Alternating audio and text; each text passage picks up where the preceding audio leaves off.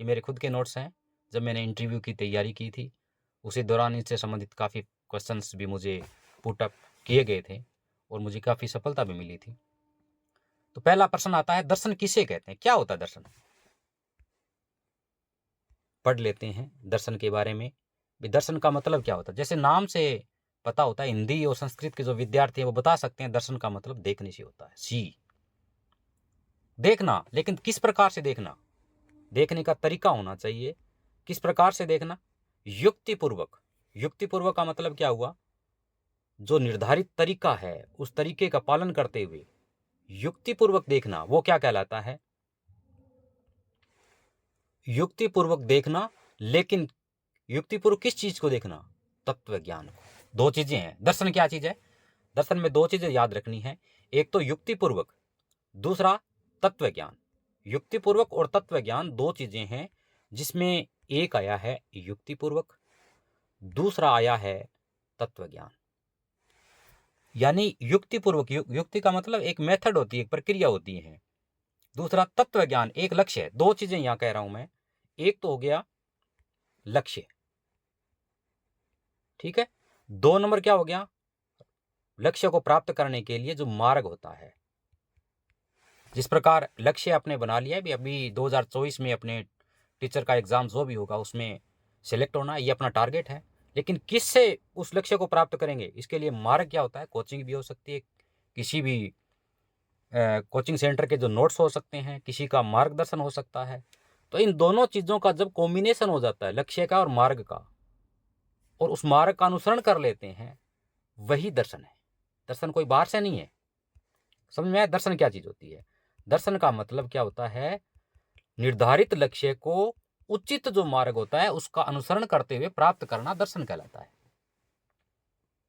रटने की जरूरत नहीं है। यद्यपि ये मैंने जो लैंग्वेज लिखी है कुछ टिपिकल है, क्योंकि संस्कृत शब्दों का इसमें ज़्यादा उपयोग किया गया है। फिर भी दो चीज़ याद रखनी है, एक तो लक्ष्य और दूसरा लक्ष्य को प्राप्त करने के लिए मार्ग, और तीसरे अपने हो गए साधक। तीनों चीज़ें अगर सही तरह से चल रही है तो वो लक्ष्य प्राप्त कर लेंगे, और असल में यही दर्शन है। क्या लिखा है यहाँ पे? युक्तिपूर्वक तत्व ज्ञान प्राप्त करने के प्रयत्न को दर्शन कहते हैं। दृश्य धातु से दर्शन शब्द बना है। ये तो ऑब्जेक्टिव टाइप के क्वेश्चन है, उसमें आ सकते हैं दर्शन का क्या मतलब होता है, ठीक है।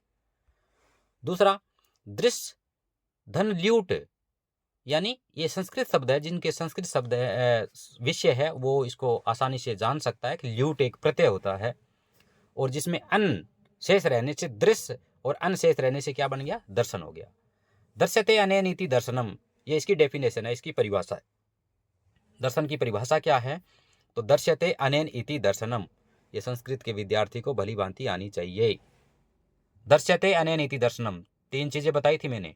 दर्शन में क्या होता है? एक तो लक्ष्य, दो नंबर क्या बताया था? लक्ष्य को प्राप्त करने वाला मार्ग, और तीसरा लक्ष्य को प्राप्त करने वाला व्यक्ति यानी साधक। ये तीन चीजें अगर समरूप चल रही है तो वो दर्शन कहलाता है। परिभाषा क्या होगी? दर्शते अनेन इति दर्शनम, ठीक है। ये तो हो गया दर्शन। दर्शन का मतलब ये नहीं होता जो मैंने देख लिया सामने गाड़ी खड़ी है ये दर्शन हो गया। दर्शन वो नहीं है, वो तो नॉर्मल देखना हो गया, यानी सामान्य नहीं है। ये जो सूक्ष्म नेत्र है, सूक्ष्म मतलब अपनी बुद्धि बल से देखना, वो क्या कहलाता है? दर्शन कहलाता है। अब दर्शन के प्रकार कितने बताए हैं? दर्शन के प्रकार कई प्रकार के हो सकते हैं, लेकिन अभी जो वर्गीकरण किया जा रहा है उसके आधार पर दो प्रकार के दर्शन है। क्योंकि अपने यहाँ क्या पढ़ रहे हैं? भारतीय दर्शन के बारे में पढ़ रहे हैं। वैसे तो क्या हो गया? एक तो भारतीय हो गया और एक हो गया पाश्चात्य, यानी भारत के अलावा जो है वो दर्शन कहलाता है। पाश्चात्य यानी वेस्टर्न कल्चर जो भी है वो किस दर्शन का है? पाश्चात्य दर्शन का। दर्शन को अगर हिंदी रूपांतरण देखें तो फिलोसफी कहते हैं। तो फिलोसफी एक छोटा सा टर्म्स है, लेकिन दर्शन में बहुत ज्यादा विस्तृत स्वरूप देखने को मिलता है। दर्शन की परिभाषा पढ़ ली। दर्शन कितने प्रकार का है? तो मुख्य रूप से दो प्रकार का, जिसमें एक तो भारतीय दर्शन जो सनातनी परंपरा से चला आ रहा है, और दूसरा दर्शन है पाश्चात्य यानी वेस्टर्न, पाश्चात्य यानी पश्चिमी देशों के द्वारा जो अपनाया जा रहा है। यद्यपि भारत में भी इसका अनुसरण आज जारी है। रही बात भारत में भी जो दर्शन है उसको भी मुख्य रूप से दो भागों में बांटा है। एक दर्शन को कहते हैं आस्तिक, सभी जानते हैं क्या होता है, और दूसरा दर्शन का नाम है नास्तिक। क्या मतलब हुआ?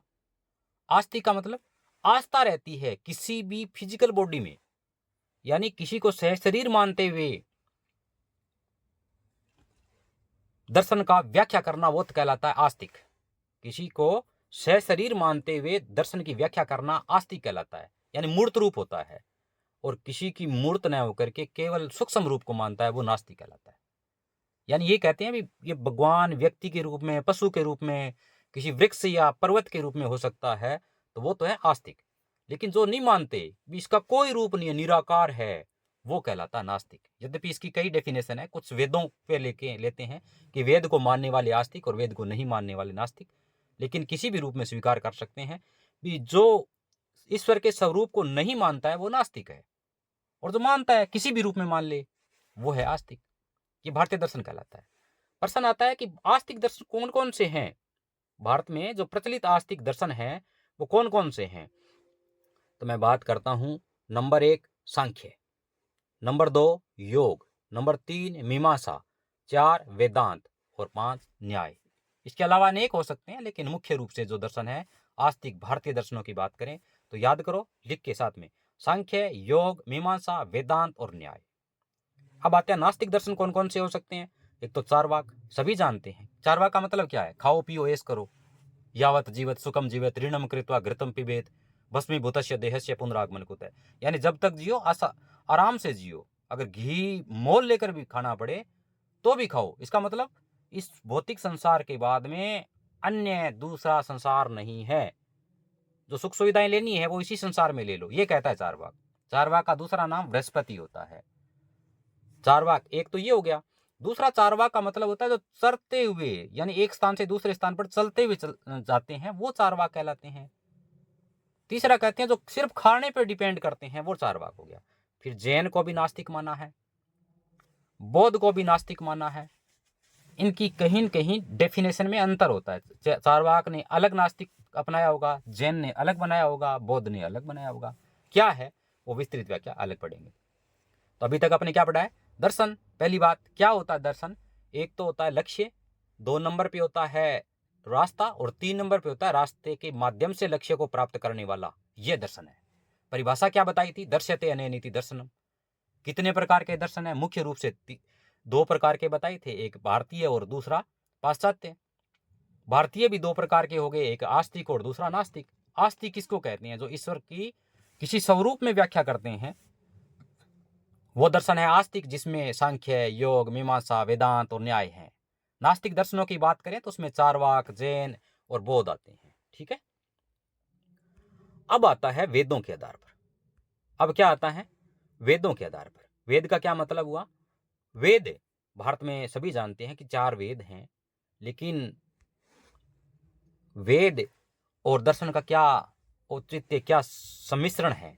अपुरुषे, देखो अपुरुषे, क्या वेद को क्या कहा जाता है, अपुरुषे कहा जाता है। कहा जाता है कि वेदों की रचना किसी व्यक्ति ने नहीं की, ये परम सत्ता के द्वारा की गई 4 वेद हैं। यद्यपि इसका भी इतिहास है, लेकिन कहा जाता है कि वेद अपुरुषे हैं, ये ईश्वर ने ही रचना इसकी की है, तो अपने मान लेते हैं। तो वेद है कितने, इस पे डीप पे न जाकर के कह लेते हैं कि वेद भारतीय प्राचीन इतिहास को संग्रहित करने वाले धार्मिक ग्रंथ है। इनकी संख्या कितनी है, 4 है। 4 कौन कौन से हैं, नाम याद होने चाहिए। नंबर 1 ऋग्वेद, कौन सा है, ऋग्वेद।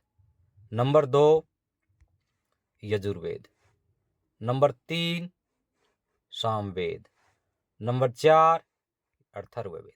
बोलो वापिस, वेद किसी को कहते हैं, भारतीय हिंदू दर्शन, अगर सनातन कहूं तो उचित रहेगा, भारतीय सनातन दर्शन में ऐसे धार्मिक ग्रंथ जिनको पुरुष के द्वारा यानी मनुष्य के द्वारा रचित न मान करके ईश्वर द्वारा कृत माना जाता है, वो वेद हैं। वेद का मतलब क्या होता है, जानना, विद धातु से बना होता है संस्कृत में। और 4 वेद माने जाते हैं, कौन कौन से, सबसे प्राचीन माना जाता है किसको, सबसे प्राचीन माना जाता है ऋग्वेद को, 2 नंबर यजुर्वेद, 3 नंबर सामवेद और 4 नंबर अथर्ववेद। यानी नवीनतम अगर वेद की बात करें तो अथर्ववेद माना जाता है। ठीक है, अब आगे चलते हैं। ऋत, ये इसलिए पढ़ रहे हैं क्योंकि अपने पता होना चाहिए दर्शन पढ़ने से पहले दर्शन है क्या चीज, कितने प्रकार का होता है, कहाँ से इसके बारे में जानकारी प्राप्त होती है। अब अगला आता है ऋत, बहुत ही इंपॉर्टेंट है, आरएस जैसे एग्जाम की तैयारी करने वाले व्यक्तियों के लिए बहुत ही महत्वपूर्ण होता है। ऋत का मतलब क्या होता है, एक नियम से मतलब होता है।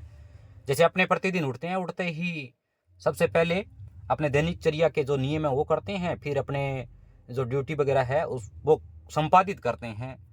ये पूरे दिन में जो काम संपादन करने के लिए अपने रूटीन बना रखा है, उस रूटीन को क्या कहते हैं? रित कहते हैं। रित का मतलब समझ में आ गई? जो नियम है जिसके माध्यम से अपनी जिंदगी है वो काफी सुचारू रूप से चल सके, वो रित कहलाता है। तो प्रकृति में भी इस प्रकार के रित हैं। कैसे? अभी पढ़ लेते हैं। रित का अर्थ उन नैतिक नियमों से है जो प्रकृति द्वारा पालन किए जाते हैं, जैसे पृथ्वी निश्चित पथ पर ही घूमती है। अगर प्रकृति में नियम नहीं होते तो जितने भी ये जो स्टार्स हैं, जो प्लैनेट्स हैं, ग्रह हैं, उपग्रह हैं, वो एक दूसरे से टकरा कर नष्ट हो जाते, लेकिन आज तक नष्ट तो नहीं हुए ना।